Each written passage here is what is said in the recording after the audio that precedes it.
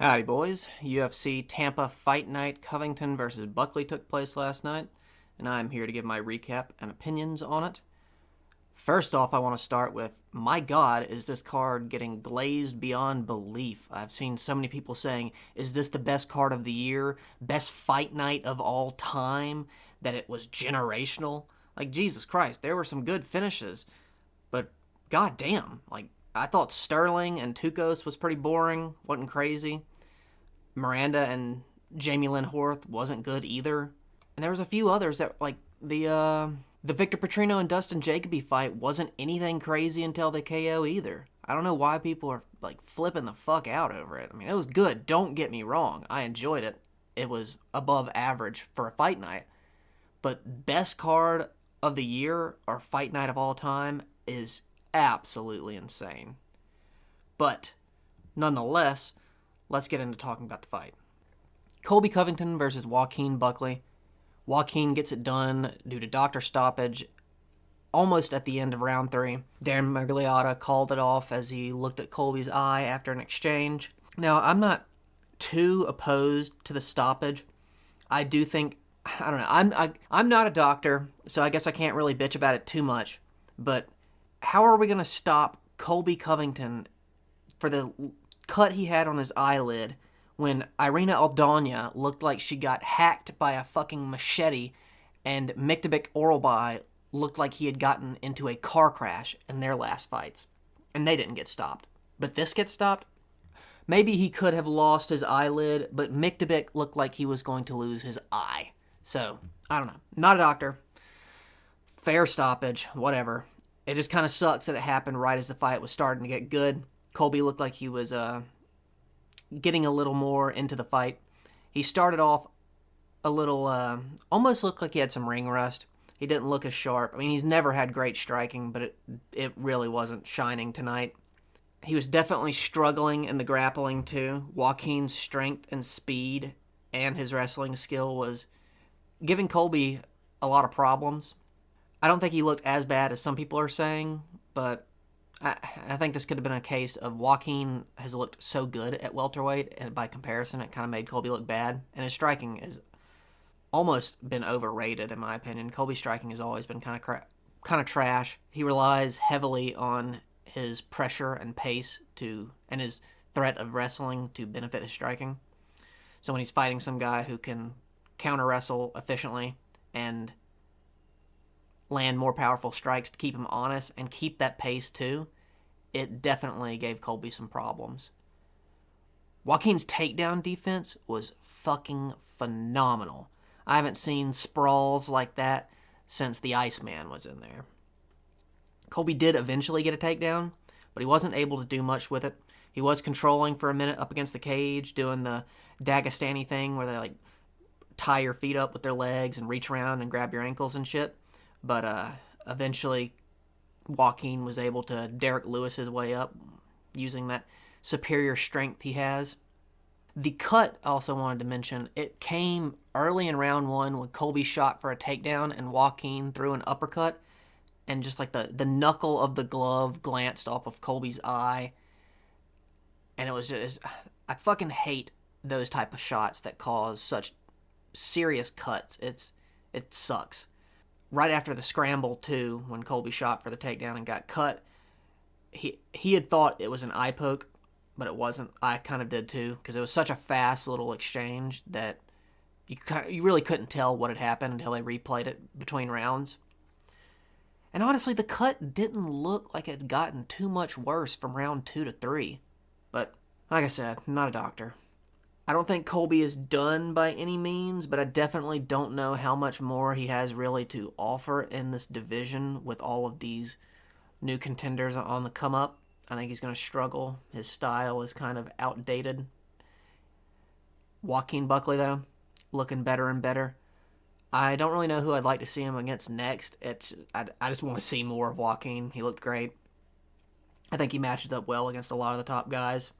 Especially seeing how his chin seems to be holding up really well in welterweight. That was the main thing I was worried about.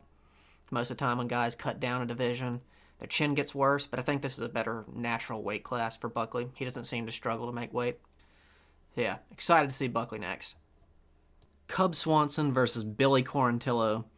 Goddamn, what an incredible fight. An absolute scrap, a war. Cub Swanson, even at 41, isn't he?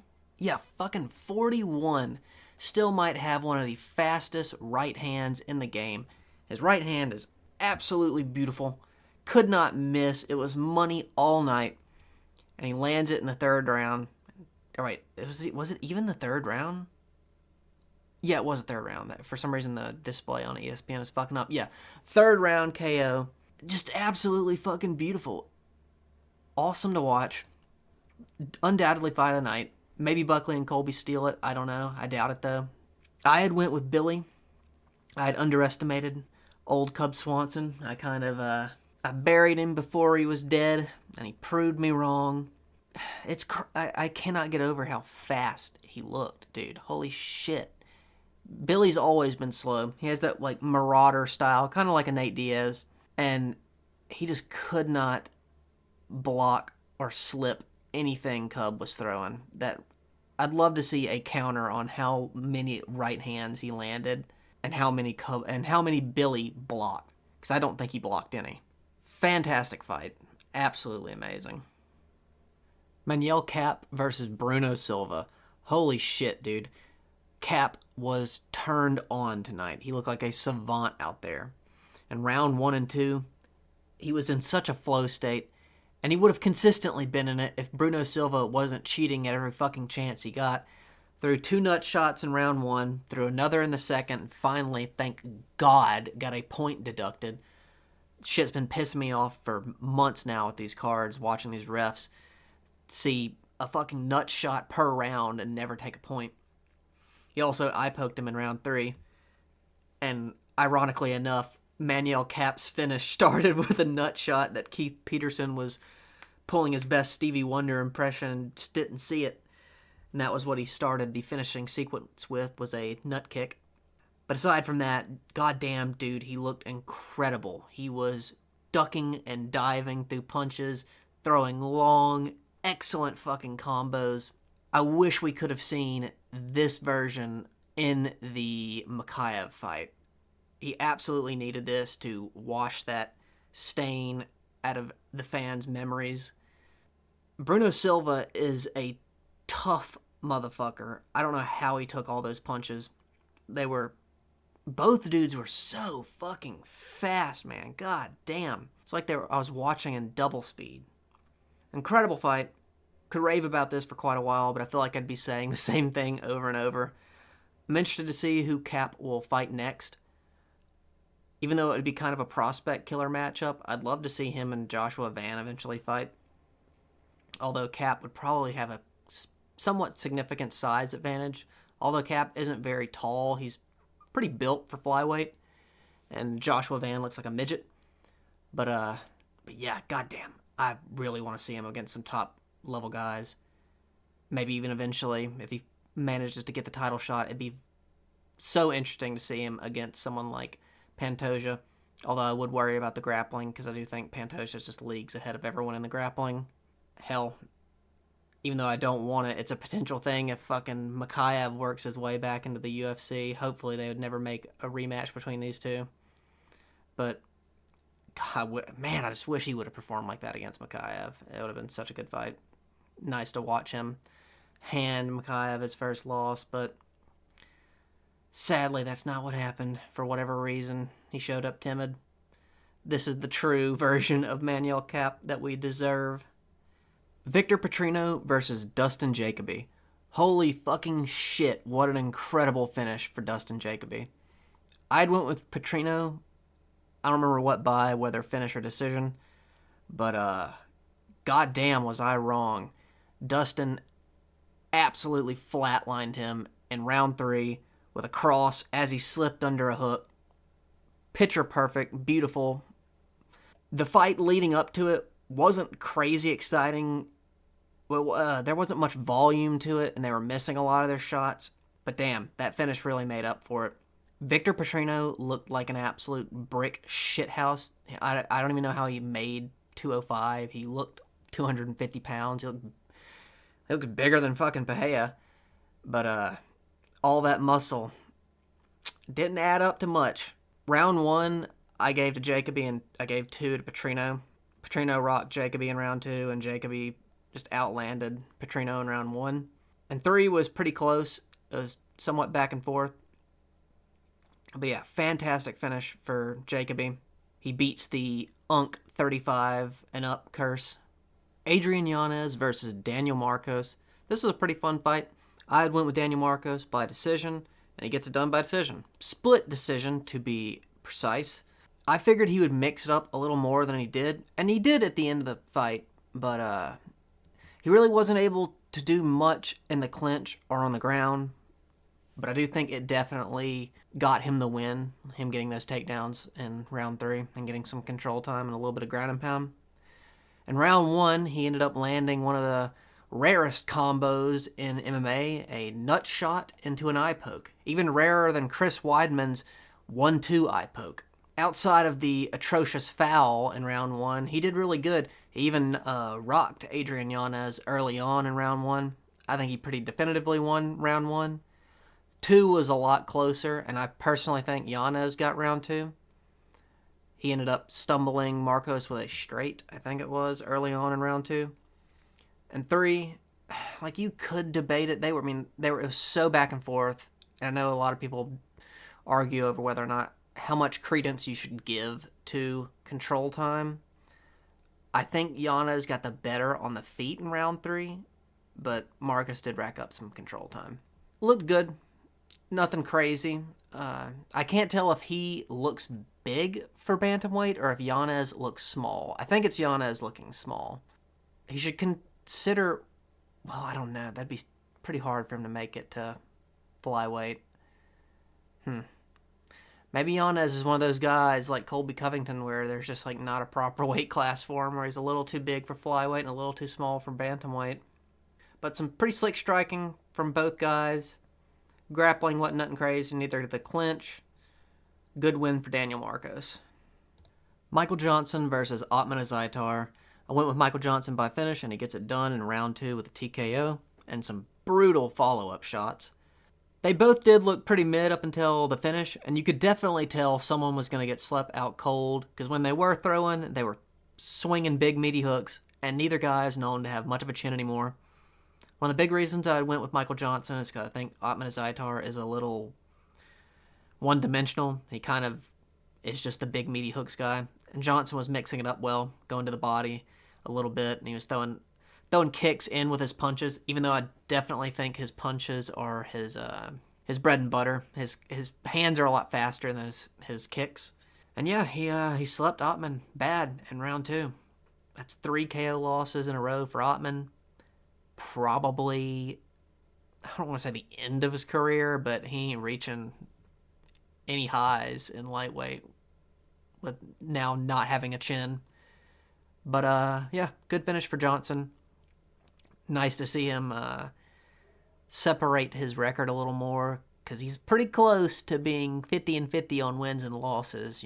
23 wins, 19 losses.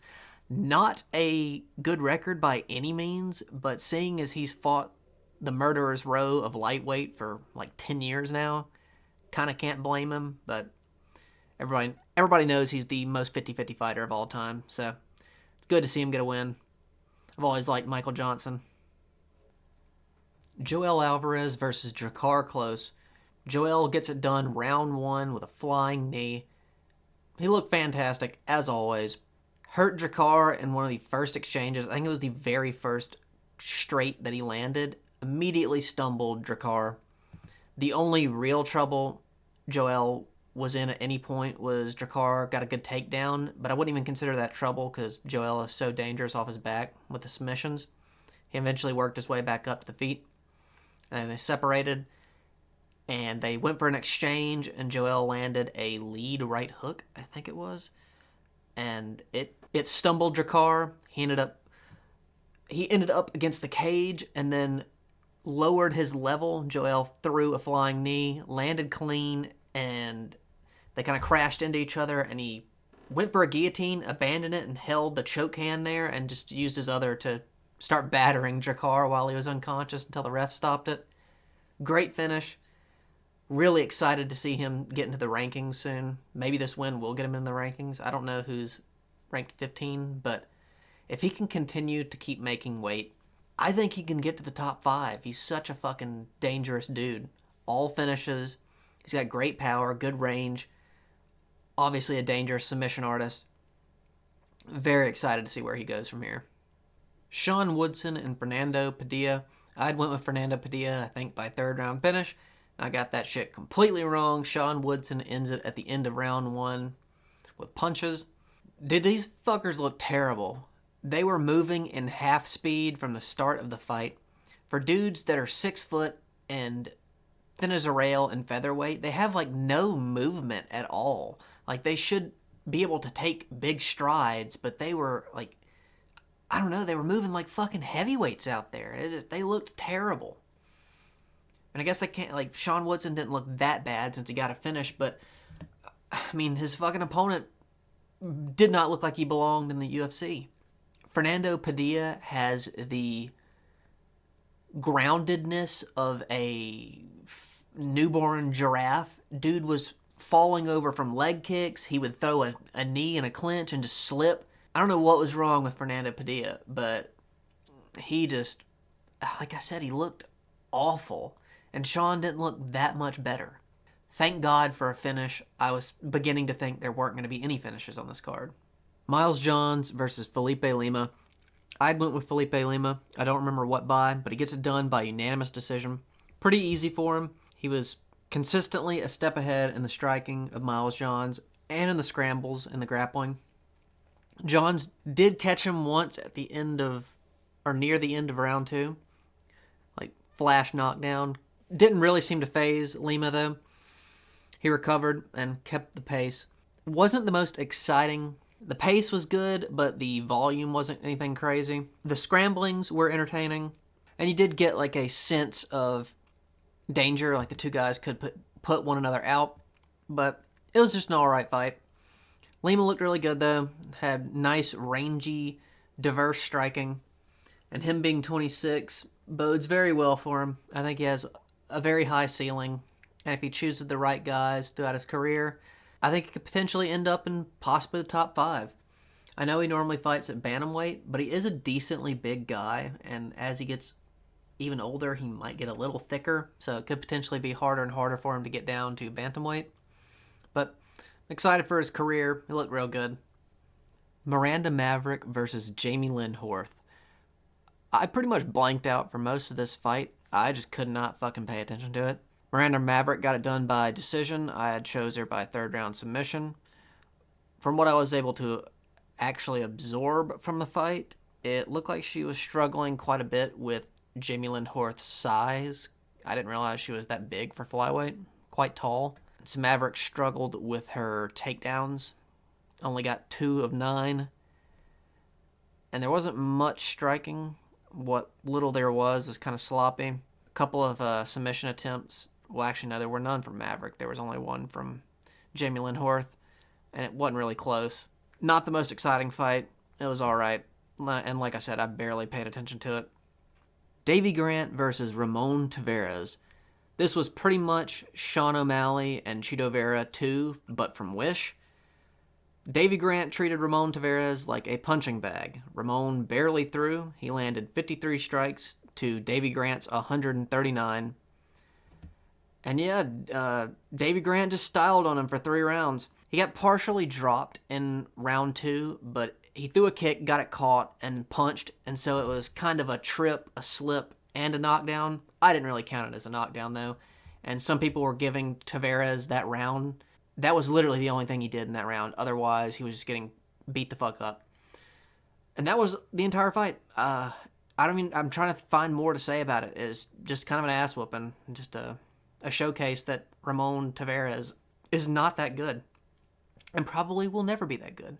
People that have that style, that Chito Vera style, without like the skill, I don't know. I personally don't like it, and I don't think that it bodes well for a career, just relying on being so damn tough. Good win from Davey. Absolutely terrible performance from Ramon Taveras. Josephine Knutson versus Piera Rodriguez. I'd went with Josephine by decision. Piera Rodriguez got it done by decision. And quite easily for 2 rounds. Round 1, she rocked Josephine with the very first exchange, took her down, stayed on top for almost the entire round, and landed some really heavy ground and pound. Josephine kept on going for submissions and other dumb shit, wasting time, losing the round on bottom, not finding a way up. Decisively lost round 1. Round 2, very similar in the sense that Piera got her down early, but she got out-damaged, I would say, and out-volumed. Josephine was throwing a lot from bottom, and eventually, when they got back to the feet at the end of the round, she landed a really good elbow that cut Piera open.